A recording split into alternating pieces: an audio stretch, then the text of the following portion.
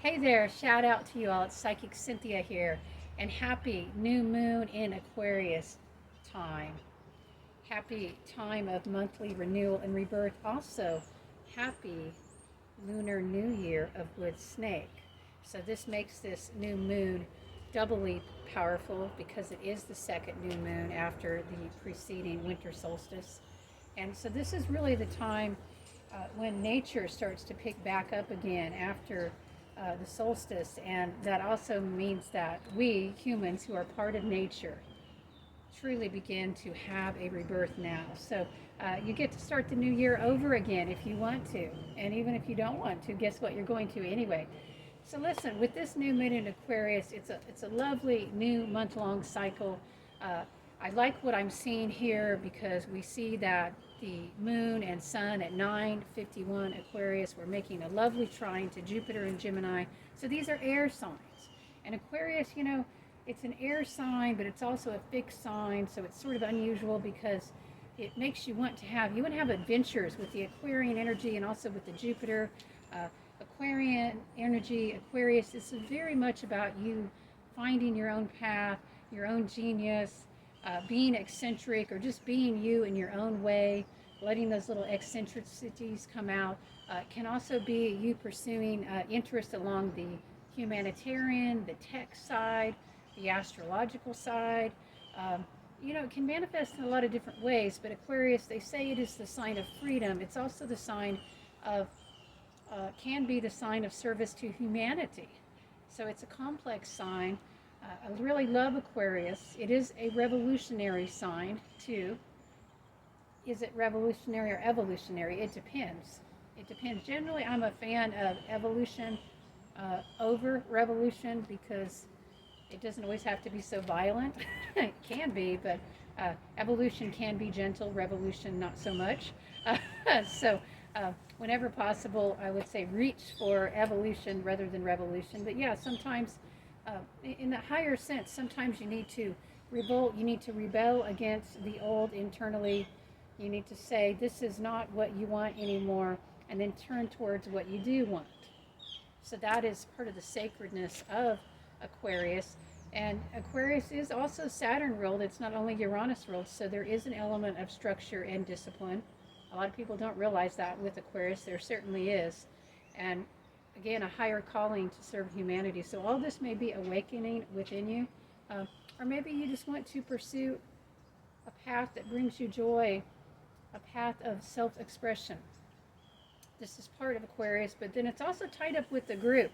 So you might be feeling that as we're beginning this new moon cycle that, some of your interest during the next lunar month, so a month ahead from this date of January 29th, 2025, you may be feeling, for all of February basically, and a little bit of January, you may be feeling that, you want to break out and be more free and express yourself in new ways, but that your responsibilities are holding you back, or even your associations with a family or a tribe, your friends do things one way, you want to do it a different way.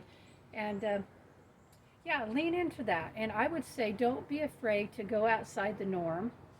I mean, I guess within reason, in healthy ways, I think you have to look at, or you should, you don't have to, but if you're wise, you will look at whether what you want to do is helpful. Is it helping you in some way? Is it helping you to grow? Does it bring good into the world?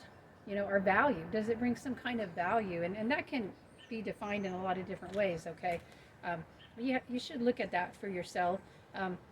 And do avoid the temptation to just act out for acting out. That really is not fruitful, usually, or constructive.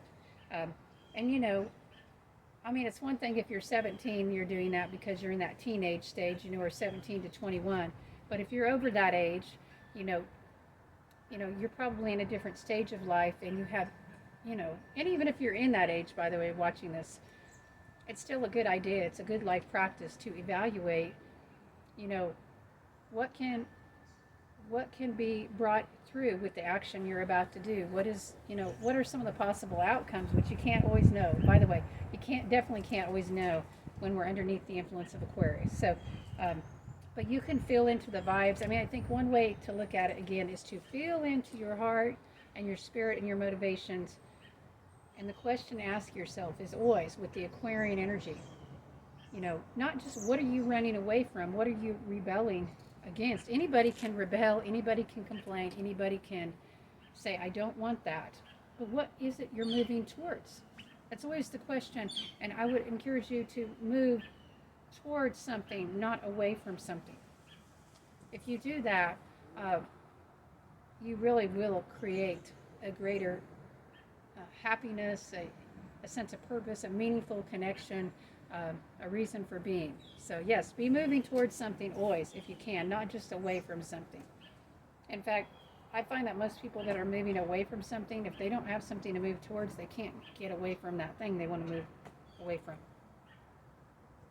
If you didn't catch what I just said, rewind. Okay, that's very important. You want to get away from something, get that out of your mind and focus on what you're moving towards. And then you'll get away. That's how you break free. And after all, Aquarius is all about breaking free. So what patterns do you want to break free from? What ways of being? Don't just think about like what you don't like in your life again. Think about what new patterns you're going to bring in to help change that. Yeah, so that should keep you busy for a month. Now, this new moon has some interesting aspects. It does have the lovely trine to Jupiter. So this says, hey, get out, have some adventures, expand, be social. Now, there's also a square from Vesta, which is an asteroid. And I know not all of you follow the asteroids. And, I like to follow and pay attention, especially when it's this almost exact. So Vesta is a fiery energy, but also routine and sort of the daily routines of life and bringing the sacredness into it. Basically, with Vesta squaring the sun and the moon, I'm thinking that, we need to shake up our daily routines right now. But there may be some power struggles in the household. I mean, I got to tell you, the fuses look pretty short right now emotionally. Thinking about Vesta square the sun and the moon, and then also looking at Chiron, a minor planet, is squaring Chiron in Aries, is squaring Mars in Cancer. So, there might be a lot of immaturity coming up within us all, and a tendency to get triggered and to act out of your own inner teenager and to have domestic squabbles. In other words, there's a lot of real emotionality right now. Mars and Cancer, moving through Cancer, that's not the most harmonious placement. It tends to bring out all our immaturities emotionally anyway. Now, that can be flipped around.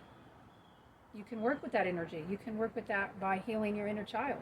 There's a real need to do that. So if you're feeling pent up, if you're having a lot of fights with family members and you're feeling not appreciated or criticized, all these things that I could see with these influences might be coming up. Don't just look at it. Go within, feel into your inner child. Ask him or her what she needs to feel better. And then you give that to him or her. You don't wait for somebody else. I mean, so many people are like all grown up and way all grown up and still waiting for their parents to love and adore them, or still waiting for their spouse to love and adore them, their spouse who's wounded and has traumas and hasn't healed them. You can't expect or wait on anyone else but yourself to heal your inner child. If you have nurturing that you need, in other words, if you have self-care, and by the way, that Vesta square, that speaks of the need for increased self-care right now too. But the self-care may be right now about bringing in more magic and adventure, also safe spaces. The problem is right now family members may have disagreements about what a safe space is, so maybe y'all just need to get the heck out and take a trip, maybe separately, I don't know, or take a day adventure. Find a different corner in the house. I know here in the northern hemisphere it's winter, so yeah, I don't know, it might be hard. Maybe you can get outside some when you can. Anyway, these are all things that might be activated in the month ahead while we're under this new moon cycle. Remember to care for you. Remember to love you. To commune with that inner child who may be coming up now, the wounded inner child. A lot of times the inner child just needs a small thing, approval from you, And again, don't wait for other people to give that to you, because how are they going to do that if their own wounded child's going off? They can't. You see what I'm saying? I hope so. Uh, and on the plus side, I mean, this lovely Aquarian energy is soul expanding, causing you to look up to the cosmos. With it being the Lunar New Year, write a plan. Go ahead and write down your goals now, or a higher vision. And it doesn't even have to be a goal, okay? It can be if you're goal orientated, but why don't you write a little list of some adventure you want to have this year, or micro adventures? Make a plan to have some kind of fun outing or adventure, at least every 2 months if you can, even if it's small. Make plans for the future. Look ahead. That's what Aquarius is about. It's about looking ahead. You need that right now. That will help you to get through this time of friction when the fuses are very short. Until next time, sending you bright blessings and waves of calm and cooling. Keep calm and carry on, and have a wonderful Lunar New Year of Wood Snake and New Moon in Aquarius time. Bye.